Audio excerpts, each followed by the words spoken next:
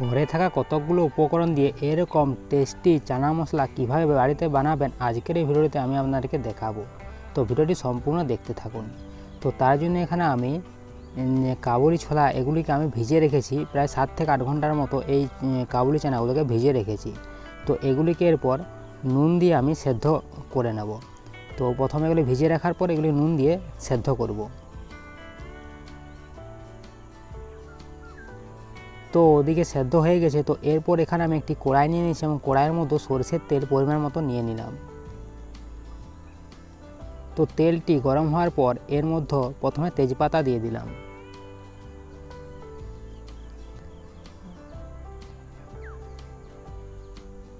এবং তেজপাতাটি দেওয়ার পর কিছুক্ষণ পর এখানে গোটা গরম মশলা দিয়ে দিলাম। তো এখানে আমি দিলাম লং, এলাচ এবং দারচিনি। তো প্রথমে এগুলিকে হালকা করে ভেজে নেবো যাতে গরম মশলার গন্ধটি এখানে বেরিয়ে যায়, মানে গরম মশলার গন্ধটি আসে। ততক্ষণ পর্যন্ত এগুলি ভেজে নেব। তো তারপর এখানে কুচি করে একটি পেঁয়াজ রেখেছিলাম, সেই কুচনো পেঁয়াজটি এর মধ্যে দিয়ে দিলাম। তো পেঁয়াজটিকেও এখানে ভালো করে আগে ভেজে নেব।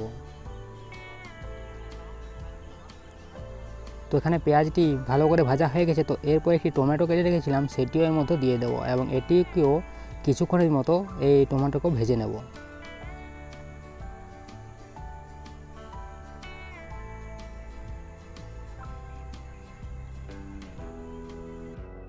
তো এগুলো সব কিছু ভাজা হয়ে গেছে। তো এরপর এর মধ্যে আমি একটি পেস্ট দিয়ে দেবো। তো এই পেস্টের মধ্যে আছে এখানে আদা রসুন বাটা এবং জিরে গুঁড়ো, ধনে গুঁড়ো এবং এখানে একটু কাশ্মীর লঙ্কা দিয়ে দেবো। তো এরপর এই মশলাটিও এখানে ভালো করে ভেজে নেবো যাতে মশলার কাঁচা গন্ধটি না আসে। তো এগুলিকে ভালো করে আগে ভেজে নেব।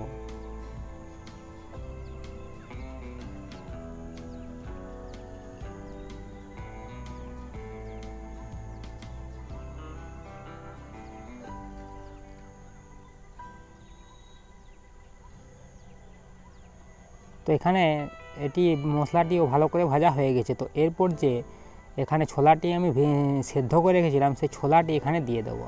তো এই যে সেদ্ধ করে রাখা ছোলাটি এর মধ্যে দিয়ে দিলাম। তো এতে নুন আমি আগেই দিয়েছিলাম, তো তার জন্য এখন আর এখানে নুন আমি দিলাম না। তো এটিকে এরপর কিছুক্ষণের জন্য এরকমভাবে এটিকে ভেজে নেব এবং তারপর এটিতে হালকা জল ঢেলে এটিকে আরও কিছুক্ষণের জন্য সেদ্ধ হতে দেবো।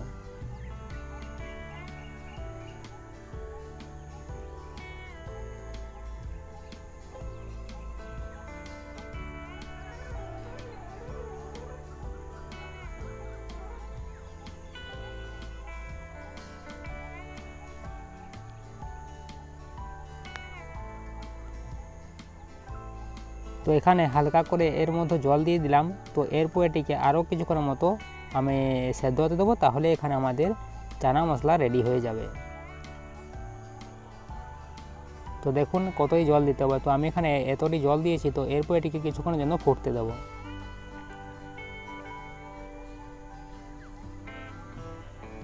তো এখানে দেখুন এটি পুরোপুরি মানে সেদ্ধ হয়ে গেছে। তো কিছুক্ষণ ফোটানোর পর এরকম কালারটি এসেছে। তো এরকমই আপনারা বাড়িতে খুব সহজেই ঘরের উপকরণ দিয়ে এরকম চানা মশলা বাড়িতে বানিয়ে নিতে পারবেন। তো ভিডিওটি ভালো লাগলে ভিডিওটিকে লাইক এবং চ্যানেলটিকে সাবস্ক্রাইব অবশ্যই করে দেবেন।